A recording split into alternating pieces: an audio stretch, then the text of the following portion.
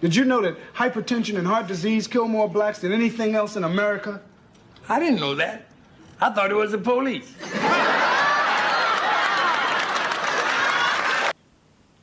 Hello viewers, welcome to another episode of Portmore Talk.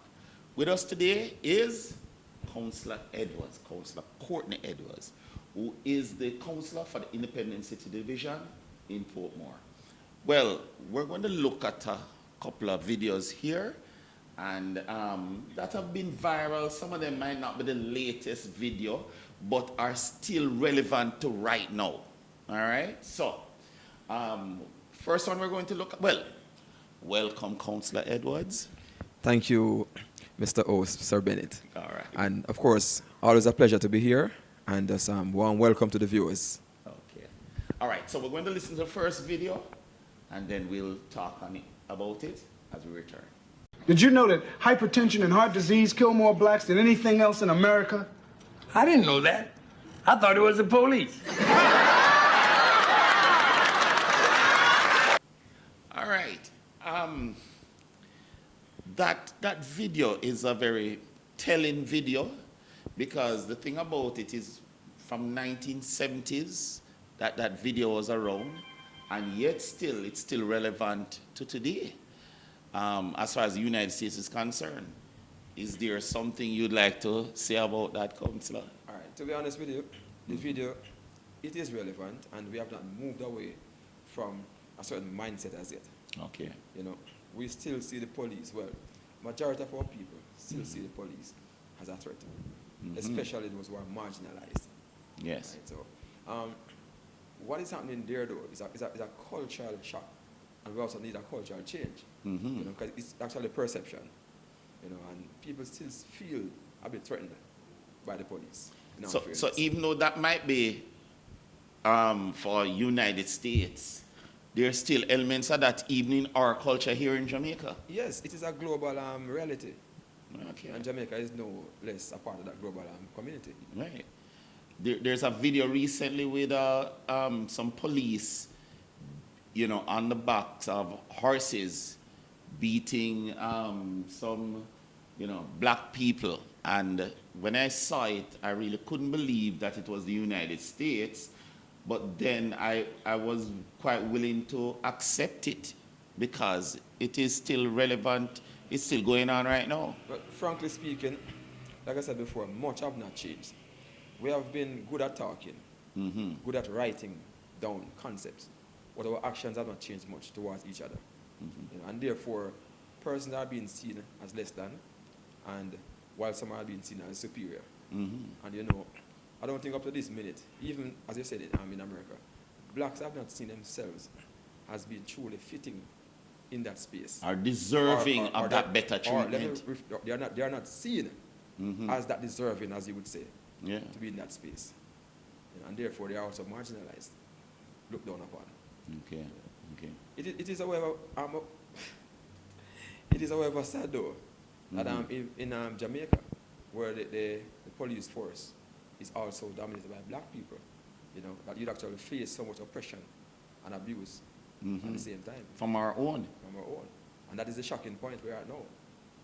We were at a point then when we were so abused that we don't even know that we are also abusing, inflicting the same wounds upon our people. So the abused become the abuser. Exactly. Okay. Okay. All right. Viewers, please feel free to comment on the statements by, you know, your host here and Councillor Edwards, as these issues, I think the first thing that has to be done is to discuss it and recognize that that issue does exist, even here in Jamaica, where probably if you have a higher hue, you know, a lighter complexion, you would very well be getting better treatment at times than someone with, you know, although our thing also involves a bit of socio-economic issues too. And that is another sad part of our reality in Jamaica.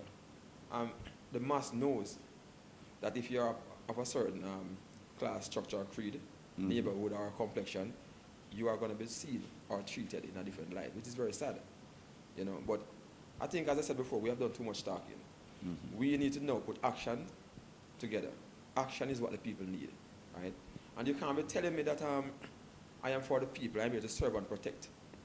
And if and when you go to a certain community, you meet, well, you give out abuse to our people, right? But in the same breath, if you'd have gone somewhere else, and maybe you toe the line. Yes, that person would have committed even a more egregious crime, right?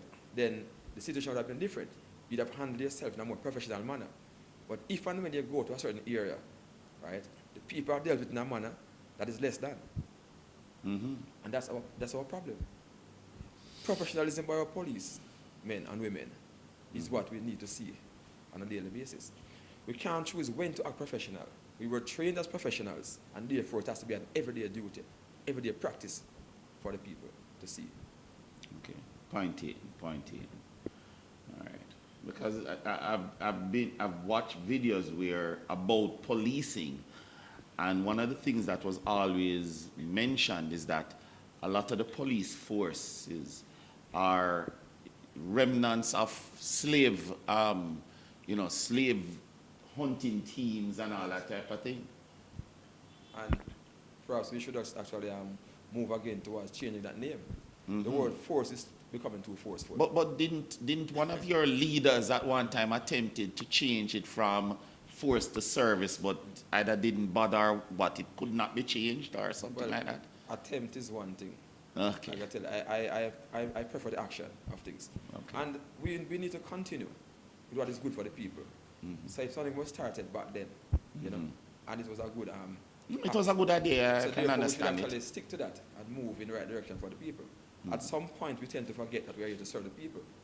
We are not the people's kings and queens, or their masters. We are the servants of the people, and as such, we should act in that manner. Point taken. I Yours? want to just mention one more thing before we move on, because there has to be a bridge between the police and our people, especially our young people, right? Whilst we are at a point where the murder rate is high, right, we have to understand that we need to practice more community policing.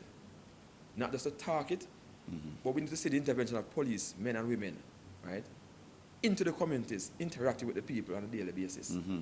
It has to be a case where a policeman can identify you by your name. And you can say Sergeant John Brown or Sergeant X or Y. And he can do likewise. That level, right, of togetherness has to be with the police. That cohesion has Right to be now there. it's looked on as in a very detached way. Yes. Right? Okay.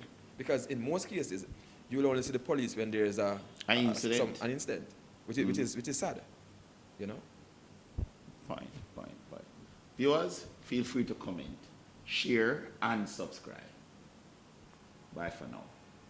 Hi viewers, my name is Ian Bennett, and I'm the host of In the Hot Seat. If you like the video you just saw and would like to see more of the same type of video, please click the subscribe button and the like button as we produce videos every Wednesday. Thank you.